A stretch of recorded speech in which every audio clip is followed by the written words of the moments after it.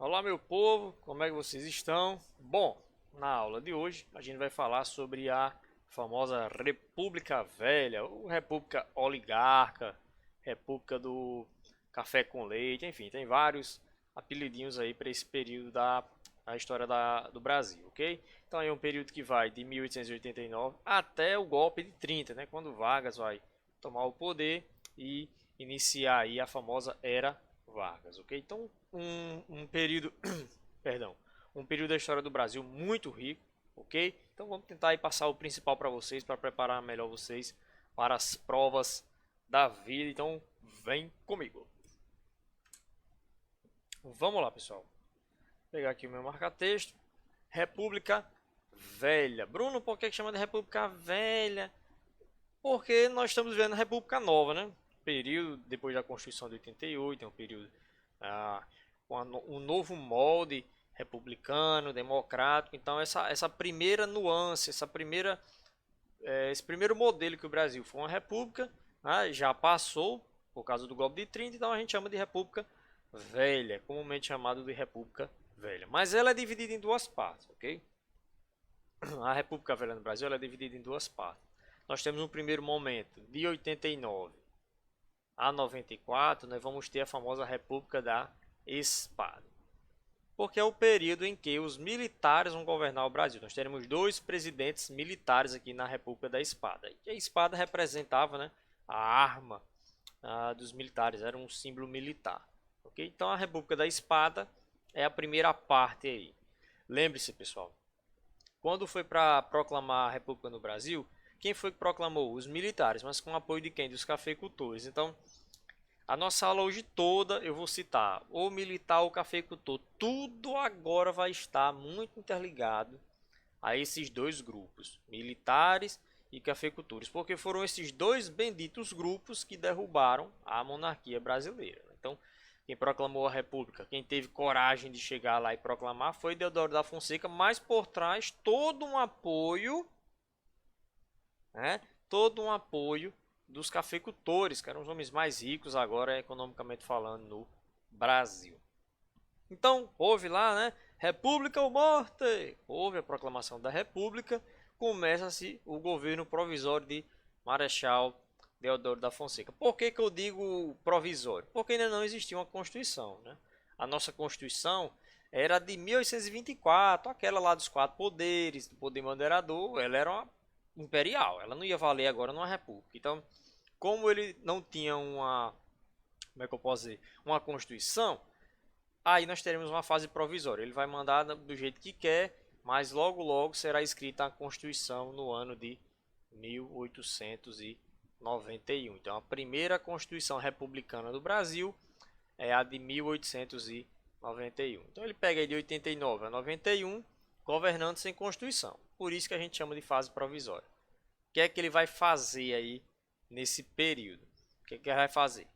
Cancelamento das instituições imperiais, ou seja, tudo que tenha sido criado pelo imperador Dom Pedro II, Dom Pedro I, ele vai acabar. Agora a gente não tem mais império, né? A família real já tinha sido expulsa do Brasil e vai governar através de decretos republicanos, né? Então, já que não tinha Constituição, todas as leis eram impostas através de decretos. Vai separar a igreja do Estado, né? O maior símbolo dessa separação é a criação do casamento civil, porque até então aqui no Brasil, para você casar, você só precisava casar no religioso. Não, o Estado não tinha um dispositivo jurídico para saber quem casou, como é que fazia depois o casamento, não. Então o que, que eles vão fazer? Ó, igreja é para rezar, para orar, e o Estado é para burocratizar a vida do povo, né? Digamos assim. Então ele vai instituir agora o casamento civil. Vai dizer que para as pessoas estarem casadas de verdade, tem que estar casada no civil e no religioso. Tanto que por isso hoje se casa-se, né, algumas pessoas casam-se tanto na igreja como no Estado, civil e religioso. Querendo casar só no civil também, né? E se tem alguém que não é religioso, pode casar só no civil. O que vale para o Estado é aquele documento, aquele contrato que se assina com o seu cônjuge, ok? Então, na fase provisória, basicamente foi isso: anular tudo que tinha sido imposto pelo Império, governar através de decretos republicanos, né? e separar a igreja do Estado. A igreja católica vai ficar até um pouco irritada, né, com ele devido a essa separação, já que a igreja que quem casava, quem morria, quem batizava, quem nascia, tudo isso era registrado pela igreja. E agora não, ele vai dizer, não, isso aí é coisa para o governo fazer. Então, vai ter esse problema aí. Vamos lá. Mas aí termina-se a fase provisória, porque o Brasil precisa de uma Constituição republicana, ok? E aí chega-se à Constituição de 1891. O que é que determina essa Constituição aí? O Brasil vai ser uma república federativa, né? Uma república, coisa pública, federativa, ou seja, dividida em federações, dividida em estados, com autonomia para os estados. Isso no papel estava assim, dizendo que os estados vão ter autonomia, né? Não vai ser a capital que vai mandar em tudo. A capital do Brasil nesse período era o Rio de Janeiro. Não vamos ter mais 4 poderes, e sim 3 poderes, executivo, legislativo, né? Um legislativo bicameral, ou seja, Câmara de Deputados estaduais e Câmara de Deputados federais. Então, bicameral quer dizer 2 câmaras, federal e estadual, e o poder judiciário para julgar. Beleza? O voto é universal, masculino, né? Por quê? Que tá essas aspas aí, Bruno? Porque excluíam-se mulheres menores de 21 anos, analfabetos, mendigos, padres e soldados. Ok? Então, as mulheres não podiam votar nesse período, mas já no final da República Velha vai poder sim, né? Mendigos, padres, soldados, analfabetos, ninguém podia votar. O mais interessante é isso aqui. O voto era aberto, ou seja, todas as pessoas viam em quem você votava, né? Todas as pessoas viam em quem você votava. Se eu tivesse uma folha aqui, eu ia demonstrar mais ou menos como era, mas eu vou usar esse silêncio aqui. Quando você ia votar, você recebia uma folha, né? E nessa folha você iria escrever o seu nome, a sua profissão e o nome do candidato que você queria votar. E isso você escrevia numa mesa ao redor de várias pessoas. Então é por isso que o voto era aberto, né? Você recebia uma folha onde você escrevia o seu voto. É por isso que o analfabeto não podia votar, porque o analfabeto não ia saber colocar o nome, a profissão e o nome do candidato, né? Então o voto era aberto. E isso favoritou, né, facilitou o famoso voto do cabresto, né, onde os votos eram manipulados. E como é que as pessoas não podiam enganar, dizer que ia votar e não votava? Porque todo mundo via em quem você votava. Então você ia votar e o coronel estava de lado, você ia ter que votar no candidato dele, ok? E as eleições eram diretas, ou seja, o povo que escolhia. Indireta é quando só o Congresso, o Parlamento escolhe. Quando é direto, o povo participa. Quando é indireta, só o Congresso escolhe os representantes. Mas o voto era aberto, ok? Era direto, o povo escolhia, mas era um povo manipulado por causa desse bendito desse voto aberto. A Constituinte elege indiretamente o primeiro presidente, né? Primeiro que foi o general Deodoro da Fonseca. Observe, pessoal, que como ele já estava no governo desde 1889, não houve uma eleição para eleger Deodoro da Fonseca. Como ele já estava lá, os caras disseram, não, ele já está aí, deixa ele como primeiro presidente mesmo. Ele já está, né, desde 89, ele que teve coragem de proclamar a república, vamos deixar ele aí. E o vice também foi escolhido de maneira indireta, ou seja, o parlamento brasileiro escolheu de maneira indireta o presidente Deodoro da Fonseca e também o general Floriano Peixoto como o seu vice. Beleza? Bom, já nesse início aí da nossa fase republicana, nós vamos ter a primeira crise econômica republicana aí que a gente vai chamar de encilhamento. Encilhamento, pessoal, por que é chamada de encilhamento? Encilhamento é uma palavra, um termo usado nas corridas de cavalo, quando aquele monte de apostador tá gritando, eu aposto no verde, aposto no azul, aposto no vermelho, e sabe, ficam gritando e apostando que vai dar certo, e outros, eu perdi tudo. É uma confusão. Por quê? Porque esse foi o cenário do Brasil, né, com essa crise financeira e econômica que vai acontecer aqui. O que é que Rui Barbosa, o ministro das Finanças do Brasil no período, vai pensar? Bom, para estimular a economia, eu vou emitir papel moeda, né? Eu vou emitir dinheiro. Ou seja, eu vou emprestar dinheiro ao povo, né? Emissão monetária foi o que ele achou que era a solução para o Brasil. Disse, eu vou começar a emprestar dinheiro ao povo para todo mundo abrir sua empresinha, abrir a sua fábrica e aí o comércio vai, ó, chinelar. Só que tem um problema, pessoal. Se você empresta um papel moeda, ou seja, se você empresta algo, esse lenço aqui, ele representa R$ 1.000. E eu lhe empresto esse lenço aqui, você tem R$ 1.000 para gastar, porque esse lenço vale R$ 1.000. Naquela época não era só dinheiro, era papel, era um papel que dizia, este papel vale tanto.